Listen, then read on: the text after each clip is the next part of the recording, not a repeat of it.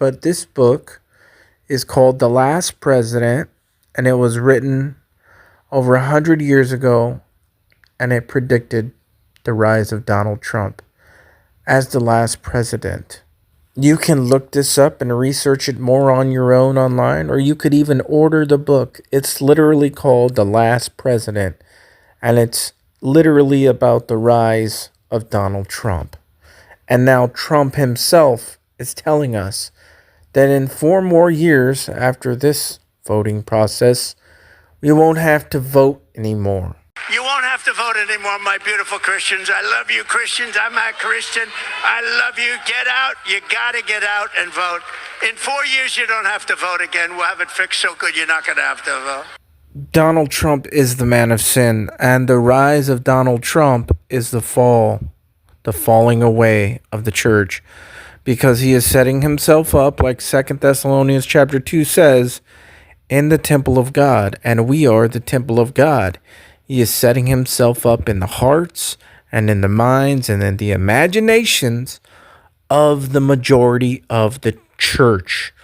This is part of the strong delusion. He is the last Trump, the man of lawlessness.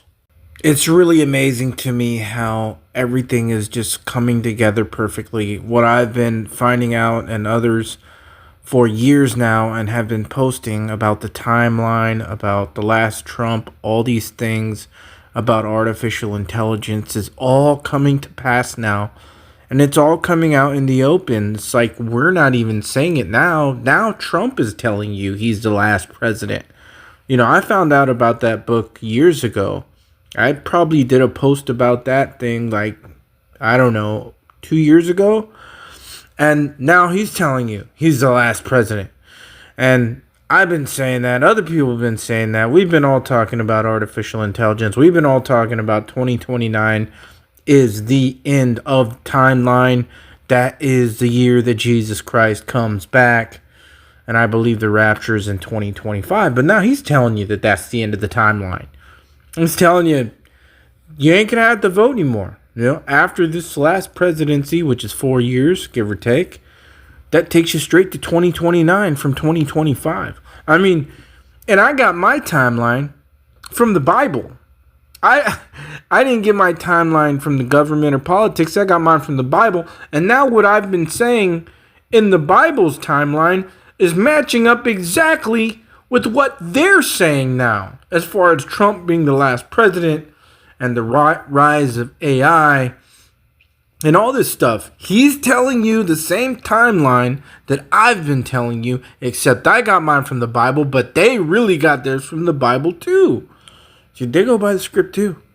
How do you think this prophecy is all being fulfilled? Well, it's going to be the last 42 months. A presidency term is 4 years. Jacob's trouble is 42 months, or God's vengeance, however you want to put it. So 3.5 years. And that's almost the exact time as a presidency term.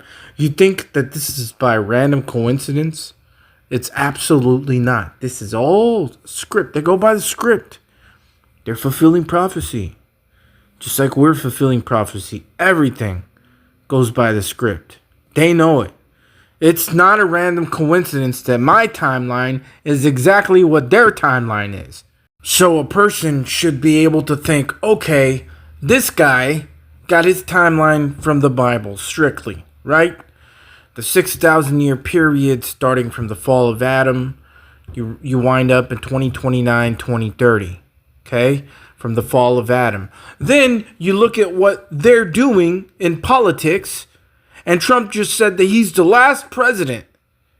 And you go, okay, wait, hold on a second. How is these two timelines matching up perfectly, but they're coming from completely different areas? Mine comes from the Bible, and theirs come from, well, see, that's the thing. Theirs actually comes from the Bible too, so people should make that connection and say, wait a second, what they're doing in politics and government and all around the world in the New World Order is matching up with the Bible. Make the connection, people. I'm not talking to most of my subscribers. I know most of you guys know, especially some of you guys who've been following me for years. I'm talking about somebody who knew, who doesn't know, and who possibly runs into this video. Make the connections. Okay? Tap into reality, which is the biblical version of life. That is really what's going on. All this voting and all the left wing and the right wing, that is absolutely not reality. Okay? A dragon has two wings. That's why you have a left wing and a right wing, okay? And it's interesting to me because the dragon gets cast down from heaven and gets 42 months. We're in the year of the dragon. The next year is the year of the snake. The year that Trump comes in is the year of the snake. That old serpent, the snake, the dragon called the devil all the way back from the garden. The last Trump, the man of lawlessness, comes in. And the year of the snake, he's the one. He is the chosen one, all right. He's chosen to be the man of sin. And I just hope people wake up to this. But this is what is causing a major falling away in 2 Thessalonians 2. When the Apostle Paul writes that the man of sin sets himself up in the temple of God, showing himself that he is God, and all this stuff, that's talking about the hearts and the minds and the imaginations of the believers.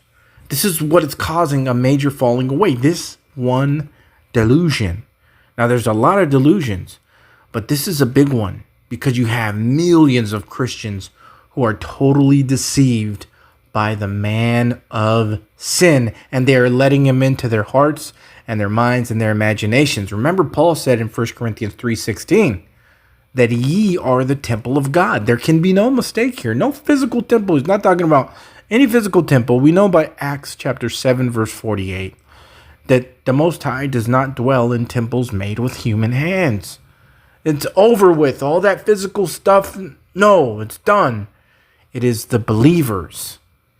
And when he says that the man of sin sets himself up in the temple, the believers, he's talking about in their hearts and their minds and their imaginations, winning them over, letting him in. That's what that is talking about. And this is what is causing a major falling away in the hearts of the believers, is this one man, the man of sin. And they're in the same exact verse, the falling away and the man of sin being revealed. It's happening right before our eyes. The Antichrist will honor the God of forces, Daniel 11:38. This verse is telling us that the Antichrist, in his estate, shall honor the God of forces with gold, silver, precious stones, and pleasant things. God of forces is translated as God of fortresses in versions other than the King James. So who is this God of forces? It's a name we all know well. During the 5th century BC, Apollo became known as the sun god, the symbol of which was often used in ancient battles to represent the god of forces. Apollo is also a derivative of the name Apollyon, who we see referenced in Revelation 9:11. Trump's penthouse in Trump Tower includes artwork dedicated to the god Apollo, including a painting on the ceiling called the Aurora fresco, also known as the Triumph of Apollo, led by the Aurora. Beneath that painting, Trump's estate is adorned with gold, silver, precious stones, and pleasant things. Take me in, O tender woman. Take me in for heaven's sake. Take me in, O tender woman. Sighed the vicious sake. I have saved you, cried the woman, and you've bitten me heavens why. You know your bite is poisonous, and now I'm going to die. Oh, shut up, silly woman, said the reptile with a grin. You knew damn well I was a snake before you took me in.